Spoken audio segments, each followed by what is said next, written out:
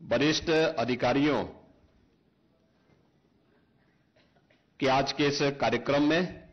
प्रदेश के मुख्य सचिव, प्रदेश के पुलिस महानिदेशक, प्रदेश के कृषि उत्पादन आयुक्त समेत आप सभी उपस्थित अधिकारियों और वरिष्ठ कार्मिकों के माध्यम से इस राष्ट्रगीत के रचयिता बंकिम चंद्र चट्टोपाध्याय जी को मैं सबसे पहले उनकी स्मृतियों के लिए कोटि कोटि नमन करते हुए विनम्र श्रद्धांजलि अर्पित करता हूं। आज का यह दिन हम सब के लिए अत्यंत महत्वपूर्ण दिवस है और मैं आभारी हूं आदरणीय प्रधानमंत्री जी का, जिन्होंने पूरे देशवासियों को आजादी के आंदोलन का मंत्र बना वंदे मातरम की 150 वर्ष पूरे होने के इस दिवस को इस स्मृति दिवस के रूप में आयोजित करने के लिए देशवासियों को एक नई प्रेरणा दी। हम सब जानते हैं कि वंदे मातरम भारत के आजादी का एक अमर मंत्र बन गया था।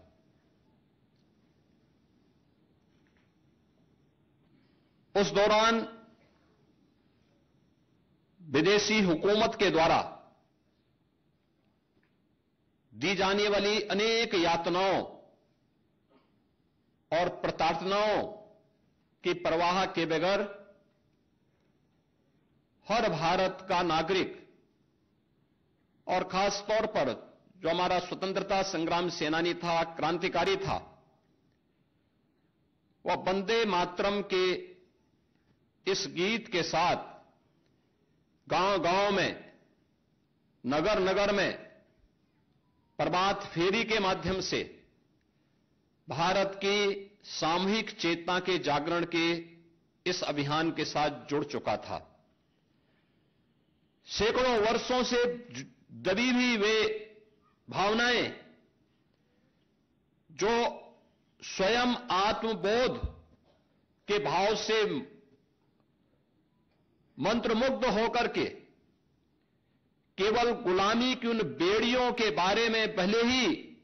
अंतःकरण से पीड़ा झेल रहा हो, लेकिन स्वयं अपने सुख चैन के लिए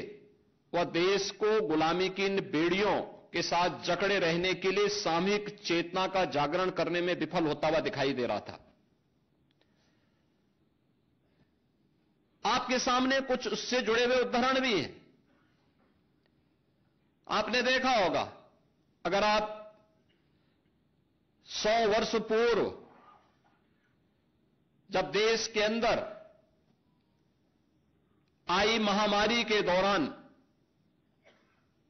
उस समय की बातों को और उस समय के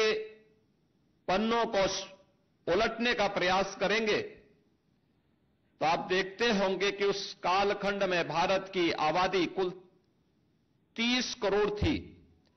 लेकिन मरने वालों की, इस महामारी से मरने वालों की संख्या करोड़ों में थी। गांव के गांव साफ हो गए थे। स्वतंत्र भारत है, कोविड जैसी महामारी जो दुनिया की अब तक की सबसे बड़ी महामारी के रूप में, जिसका संक्रमण पूरी दुनिया ने झेला है, इस महामारी के दौरान आपने देखा होगा कैसा शासन, कैसा प्रशासन अपनी जान की परवाह के बगैर अल्प वेतन भोगी कार्मिक भी, प्रत्येक के मन में एक ही भाव था कि हमें हर हाल में इस बीमारी को नियंत्रित करना है, बीमारी के समाधान का रास्ता निकालना है, क्योंकि उस प्रकार की एक नेतृत्व जो भारत और भारतीयता के बारे में, अपने नागरिकों के बारे में एक संवेदनशील तरीके से सोच सकता हो, उस प्रकार के भावनाओं से उत्प्रोत हो, उसका परिणाम भी हम सबके सामने आया था। 1875 में रचा गया यह गीत कैसे देश के अंदर आजादी के मंत्र को आगे बढ़ाने में सफल हुआ, यह किसी से छुपा हुआ नहीं, यह केवल एक आजादी का गीत नहीं रहा। इसमें किसी एक व्यक्ति, किसी जाति, किसी मत, किसी मजहब, किसी क्षेत्र या किसी भाषा को लेकर के, अक्सर आप देखते होंगे कि इस प्रकार की रचनाओं में, इस प्रकार की कृति में किसी एक वर्ग विशेष को महिमामंडन करने का प्रयास रहता है। लेकिन वंदे मातरम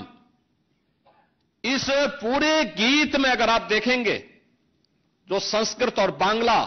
की सामूहिक अभिव्यक्ति को भले ही प्रदर्शित करता हो,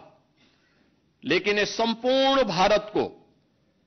एक राष्ट्र माता के भाव के साथ जोड़ने का एक ऐसा अमर गीत बन गया,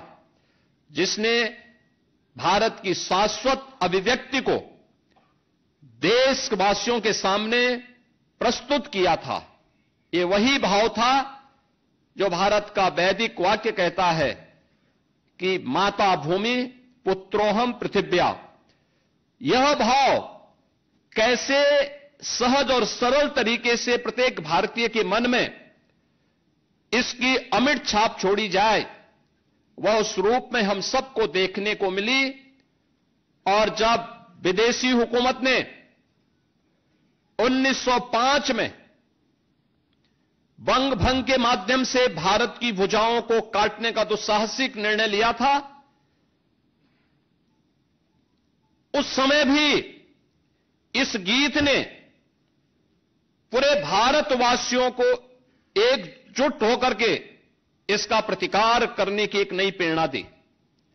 आपने देखा होगा उसके बाद के कालखंड में लगातार कोई भी क्रांतिकारी फांसी के फंदे को चूम रहा है, लेकिन उसके मुंह से एक ही मंत्र निकलता है, वह वंदे मातरम का। भारत की आजादी के आंदोलन के दौरान हम इस बात को देखते हैं कि जब भी कोई उस समय के स्वतंत्रता संग्राम सेनानियों ने कोई भी स्लोगन दिया, वंदे मातरम उसका हिस्सा बना। उन्होंने कोई फ्लैग दिया, वंदे मातरम उसका स्वर बना। वंदे मातरम भारत, संपूर्ण भारत की एक सामूहिक अभिव्यक्ति को प्रतिनिधित्व करते हुए पूरे देश को एकता के सूत्र में बांधने वाला एक ऐसा मंत्र बना, जब व्यक्ति जाति, मत और मजहब से ऊपर उठकर के अपने राष्ट्र के बारे में भी सोच सके। राष्ट्र प्रथम के भाव के साथ हम सबकी सामूहिक अभिव्यक्ति इस राष्ट्र माता के प्रति हो, यह भाव भी हर भारतीय के मन में इस गीत ने रचने का प्रयास किया। और हम सब आभारी हैं जो प्रधानमंत्री मोदी जी ने जिसके बारे में हर भारतवासी के लिए कहा कि आप भारत की भक्ति और शक्ति के सामूहिक शाश्वत अभिव्यक्ति का एक स्वरूप है वंदे मातरम। और वंदे मातरम के इस अमर गीत के साथ उसके 150 वर्ष पूर्ण होने के उपलक्ष्य में आज हम सब न केवल इसके रचयिता, बल्कि इस गीत के द्वारा, जिसे 24 जनवरी 1950 को संविधान सभा ने भारत के राष्ट्र गीत के रूप में मान्यता दी, आज उसके स्मरण दिवस के अवसर पर सामूहिक वंदे मातरम गायन कार्यक्रम के साथ हम सब यहां पे जुड़ रहे हैं। आज के अवसर पर मैं केवल एक बात आप सबसे कहना चाहूंगा, केवल एक गायन नहीं, एक गीत नहीं, यह भले ही बंकिम चंद्र चट्टोपाध्याय के आनंद मठ के उस अमर उपन्यास पर आधारित है, जिन्होंने बंगाल और भारत के अंदर उस दौरान भूख